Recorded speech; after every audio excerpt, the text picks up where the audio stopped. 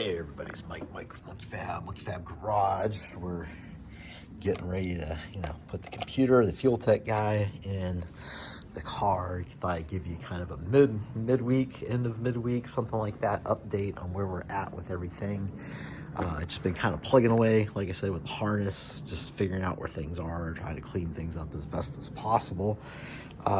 We know we got this box to put in. I'm at a point now where I feel pretty good with everything. Let me show you what we got. So when we last left, there was just a mess of wires puked out the driver's side wheel, and half of it was cut, half wasn't. So kind of went through all that, figured out where all that was, and this is where we're at now.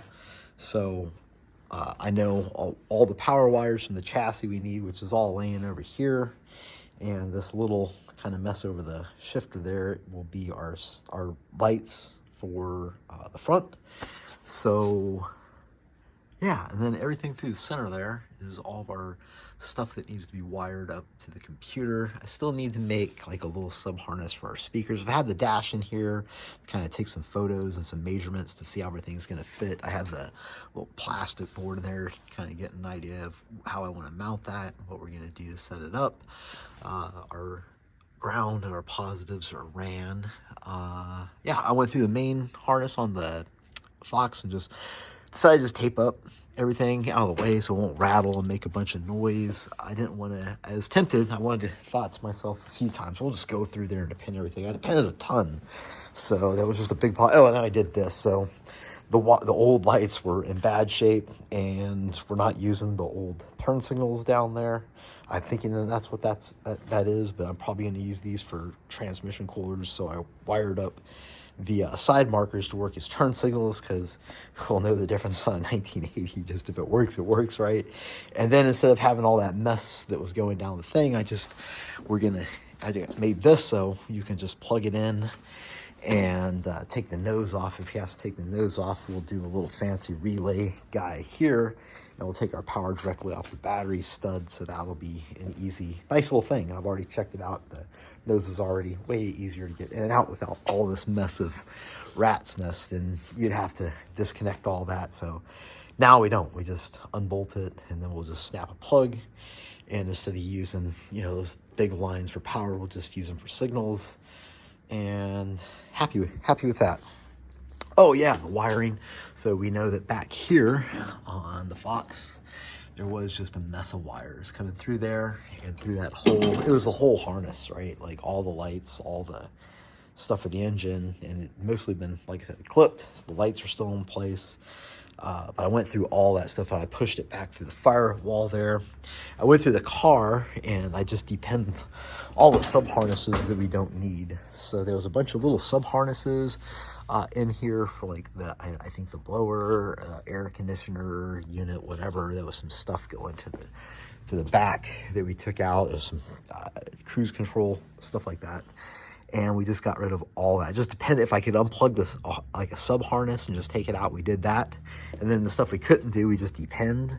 So there's all the extra wire that was going to nowhere. It's just depend. You'll see I still have the speaker wires hanging out down there we got to tie into. And yeah, so that just cleaned that up tremendously down there. And we just methodically went through everything. So everything works. I can get everything worked minus the door poppers. I can't get the door pop. I don't know if this is the solenoid or what's going on. I'm not going to take the cards off to figure out, because you just don't want to touch any of this trim stuff, and I'm already way over my head on most of it. So yeah, we did get something. So let me show you what we got here. I told you I've already put the dash in and see how everything's gonna kind of sit. All this stuff needs to be hooked up. I got to do a little sub harness for our speakers and our radio, so I'll probably get that stuff into place. And then it's just a matter of bolting everything down on that plastic piece. And how you doing, Benny? And kind of working through it. So here's the dash, and then one of my buddies from Facebook, this was what we had. And now this is what we have. Look at that. Isn't that nice? What a unicorn.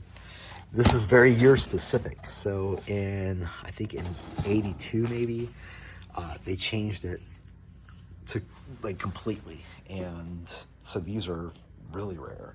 And it matches the dash nicely. And I told you about, we got this guy, our little turbo. Is it gonna light up? Turbo, it doesn't want to light up for me. There we go. But I'm gonna light that up with the LED and use it off the wastegate. So my buddy Hector, who also is part owner of Monkey Fab, makes these nice little solenoid. Look at that. Look at that. You get to build your buddy's cars with your buddy's parts, living the good life. This is called a Humphreys valve, which is better quality. You can feel it in it. So that's going to replace my cheap little $3 Chinese guy over here. And it fits much better. So I don't even have to modify this one. The other one, I had to do some drilling and whatnot to make it work. So that is what we're at up to there. I think that pretty much does it. I just wanted to show you where we're at. If you're following Home Alone at home, don't be home alone. Oh, look at this. What's in the box? That's nice. Those are pretty. We'll talk about those later. So, yeah, and here, like I said, I just got to hook up these hots, which are for the chassis, and then those guys will get wired through the firewall and go up into the lights. And then all that stuff, well, the speakers get put in, all that stuff for fuses and relays and stuff that I need, the power stuff will be mounted on the board. And then it's just a matter of running the wires, right? We'll put the computer up here. I want to make it so it's long enough to pull it out to the steering wheel at least. And I should have enough lead to do that. And once that's all done, we can mark our breakouts, where everything is going to, need to be loomed to and then split. I suck at this, right? So I'm doing it this way. Yeah, and then what we'll do is I'll just, once it's all marked and what hole it's going through, and I need to order the garments, got to get those figured out. Yeah, what I'll do is I'll just depen everything. So I've actually become very proficient in penning and depenning stuff. And if you buy these little pens and like 10,000 rolls, they're actually not that expensive. So I'll get everything marked, and then everything we know fits the way it should. I'll clip the little pens off the end, we'll pull it back through, put the loom on it, and then slide it back through, do the pens again, and bam, hopefully we'll start turning the keys and seeing if it'll kick on. And then all I gotta do is make it run, right? And then one of my smarter friends' job is to actually get it running well. So that's all we need. That's where we're at. That's what we've done this week. Hopefully that makes sense. Hopefully you enjoyed the update. If you're doing something like this, maybe that helps. Have a great day.